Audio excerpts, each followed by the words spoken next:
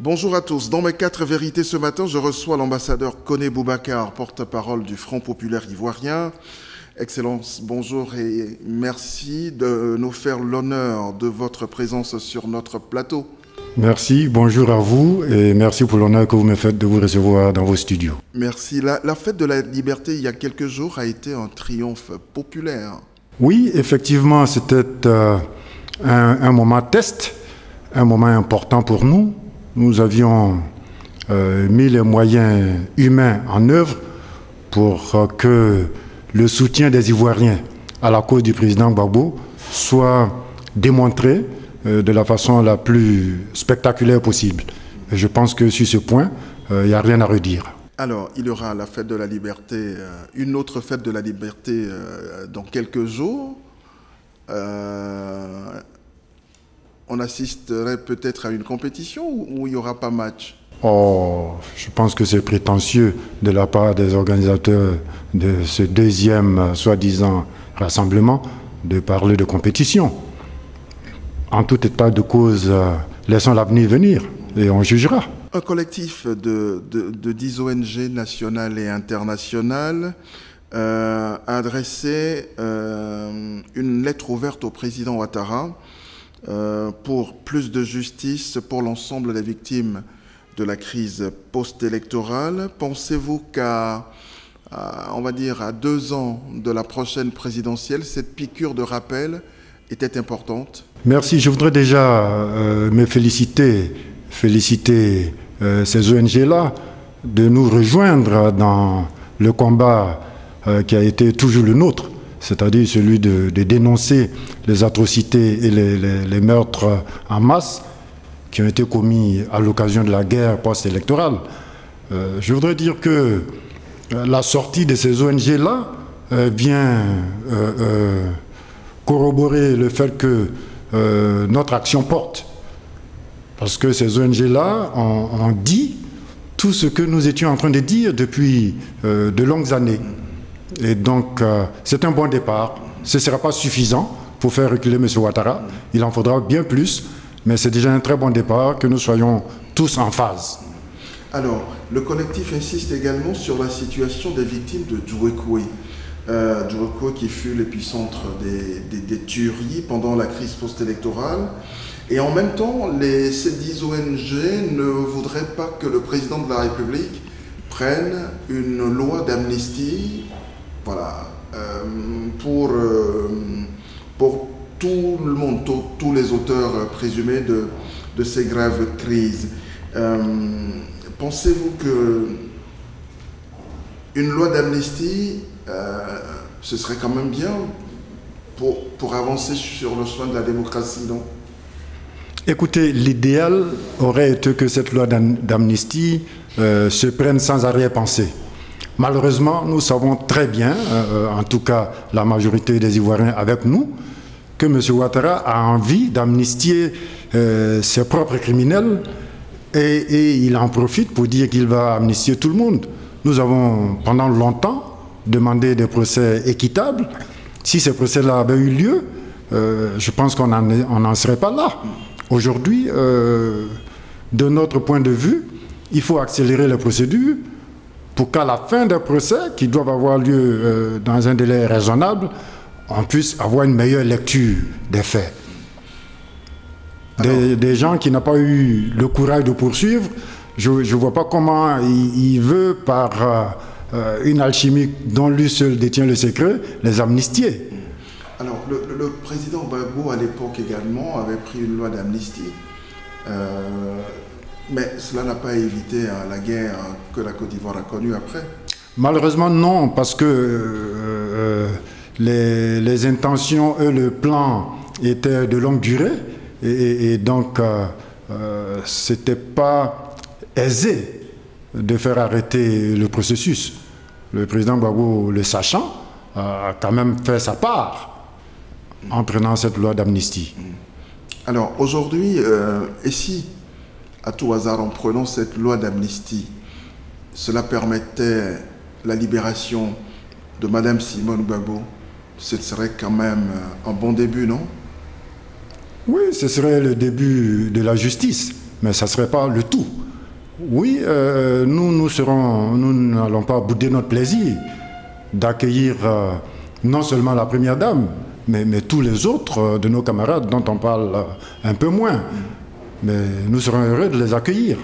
Mais en même temps, nous ne nous faisons pas d'illusions quant au fait que ce ne sera pas un acte suffisant pour faire avancer réellement la réconciliation dans ce pays.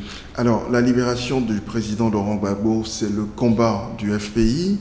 Mais aujourd'hui, avec le rejet continuel de ces demandes de liberté provisoire, est-ce qu'il faut continuer d'y croire? Et qu'est-ce qui d'ailleurs pourrait faire penser aujourd'hui qu'il est innocent? Mais déjà, le fait de rejeter continuellement la demande de liberté provisoire, contrairement à ce que la plupart des observateurs peuvent penser, pour nous, ce sont des refus qui contribuent à mobiliser l'opinion contre la CPI. En ce sens que, en refusant la liberté provisoire à quelqu'un qui est de plus en plus unanimement reconnu comme innocent, la CPI porte atteinte à sa propre crédibilité et à sa propre image. Cela dit, nous savons aussi que le président Gbagbo est innocent et après le passage de 82 témoins, il n'y a pas un seul début de preuve de sa culpabilité. Donc plus ça traîne, plus de monde en sont convaincus et tant pis pour la CPI. Est-ce qu'on va dire aussi tant pis pour les victimes? Mais non, pas du tout. Mais c'est pour les victimes que nous nous battons aussi. Parce que la vérité, quand elle éclate, c'est pour que les victimes puissent être, j'allais dire, puissent entrer dans leurs droits, puissent être reconnues comme telles. Et donc, non, les victimes, c'est pas tant pis pour elles. Au contraire, depuis que nous menons ce combat, c'est aussi en faveur des victimes. De toutes les victimes. De toutes les victimes, bien sûr. Le président Ouattara disait récemment qu'en Côte d'Ivoire, il n'y a pas de prisonniers politiques. J'imagine que vous n'êtes pas de son avis. Si oui, quelle définition devrait-on donner au terme prisonnier politique? Vous savez, parfois, on a l'impression que le commun des mortels a la définition de certains termes et M. Ouattara en a le monopole d'une définition privée que nous ne comprenons pas et que nous ne connaissons pas. Sinon, dans ses propres discours, il lui est arrivé de reconnaître ici et là que les gens sont en prison pour des motifs politiques. Quand il parle de ceux qui sont poursuivis pour les événements post-électoraux, mais enfin, c'est déjà de la politique. Je ne vais pas citer les exemples, il y en a tellement, mais surtout, M. Ouattara est constant dans sa capacité à dire une chose et son contraire sans se déranger. Mais on va parler du Front populaire ivoirien, si vous le bien permettez. Sûr, bien sûr. À quand, quelle sera ou quelle est la condition de la réunification du parti? De l'unification, je dois dire, du parti. Alors, je vais vous donner deux conditions. L'une est technique et l'autre est politique. Alors, la technique. Alors la condition technique, c'est que M. Afi, ayant été seul exclu du parti, mais par un congrès régulièrement réuni, eh bien, il faut que, parallélisme des formes oblige, un autre congrès pose son cas et que les congressistes acceptent de le réintégrer. Ce qui n'est déjà pas le cas pour le congrès à venir parce qu'il n'a pas été inscrit à l'ordre du jour. L'autre condition qui est politique ouais. C'est qu'il y a une, j'allais dire, une opposition idéologique claire entre les nouveaux choix de M. Afi et les choix fondamentaux qui sont les nôtres depuis la création de notre parti et qui n'ont pas changé. Je les rappelle, le Front populaire ivoirien est bâti et fonctionne sur 4 piliers. Premièrement, la démocratie. Deuxièmement, le socialisme. Troisièmement, la prise du pouvoir d'État par la seule voie des urnes. Et enfin, la souveraineté. M. Afi refuse la plupart de ces piliers, depuis en tout cas 2013. C'est sur cette base que les camarades ayant été convaincus qu'il ne veut plus sur la ligne, ont décidé donc d'engager le débat avec lui, débat à l'issue duquel, se cramponnant contre les valeurs cardinales qui nous unissent, il a commencé à poser les actes que nous avons réprouvés, c'est-à-dire traiter le président Gbagbo d'imposteur, le traiter de faussaire, considérer qu'il est mort et qu'il faut le remplacer, dire que la justice ivoirienne est son gourdin et qu'il allait en user pour frapper tous ceux qui s'opposaient à lui, au lieu de nous convaincre dans les débats. Donc voilà les conditions politiques. Oui, mais cette radicalité dans votre position, est-ce que finalement ça rend service au Front populaire ivoirien? Est-ce que ça rend service à la démocratie en Côte d'Ivoire?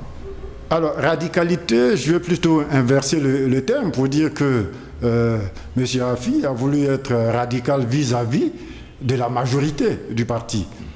Mais pour rendre service au parti, je voudrais dire que l'exclusion de M. Afi a fait beaucoup de bien aux militants du Front populaire ivoirien et cela se voit tous les jours.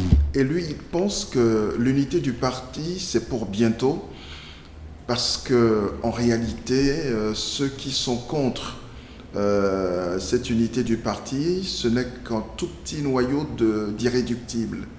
Écoute, et que bientôt le temps aura raison d'eux. Oh, écoutez, moi je comprends la chose de cette façon. Étant donné que nous ne sommes plus du même parti, je pense que M. Afi doit faire face à une division dans son parti. En ce qui nous concerne, il n'y a pas de division du tout. Au contraire, depuis que le mauvais grain a été extrait, la cohésion est très forte chez nous. Est-ce qu'en 2020, le président Sangaré sera candidat à la présidentielle? Ah, je peux en tout cas vous dire avec certitude que le Front populaire ivoirien aura un candidat. Ce sera qui? En revanche, nous sommes constants dans la méthode par laquelle nous choisissons notre candidat à la présidentielle. C'est un congrès extraordinaire qui va désigner notre candidat à la présidentielle ou à défaut une convention. On n'en est pas encore là, mais dans le principe, nous pouvons affirmer dès maintenant que nous serons à la présidentielle prochaine. Pascal Afim Guesson, lui, est prêt pour une alliance avec le PDCI et votre FPI. Mais M. Afi plaisante. Je ne sais pas s'il se donne l'illusion que les gens le prennent au sérieux. Il peut faire les alliances qu'il veut. De toute façon, il est en alliance déjà avec le RDR depuis fort longtemps. Il n'a pas le courage de le dire, mais c'est une recrue qui n'apporte rien au RDR et les militants du RDR le disent souvent. Maintenant, nous, en ce qui nous concerne, nous sommes en alliance, mais une alliance solide dans Ensemble pour la démocratie et la souveraineté, présidée de façon de maître par le ministre Georges Armand Ouignan, qui fait un travail formidable. Et je profite de votre antenne pour le saluer au passage, pour saluer sa bravoure, pour saluer sa vista et pour saluer sa capacité à nous rassembler. Nous sommes à l'aise dans cet ensemble-là et nous allons avancer avec. Que vous suggère cette tension qu'il y a au RDR entre le président Ouattara, le président Soro, le président de l'Assemblée nationale Guillaume Soro? Mais écoutez, si j'avais envie de faire des comparaisons, j'allais dire imagée, j'allais dire que cette tension est prévisible.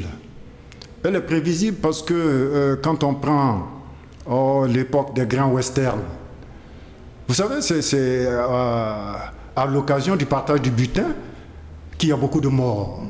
Qu'est-ce que vous voulez dire? Et que les gens s'éliminent entre eux. Eh bien, c'est de cela qu'il s'agit au RDR aujourd'hui. Regardez bien et suivez. Votre regard sur la mise en route du parti unifié, le parti unifié RHDP? Écoutez, le parti unifié, d'abord pour moi, ça ne veut rien dire du tout, sauf une sorte de cache-sexe pour dire qu'on rêve d'un retour au parti unique. Mais l'histoire ne recule pas et ça ne sera pas possible. En deuxième lieu, ce que je voudrais faire comme observation, c'est que M. Ouattara et son entourage proche,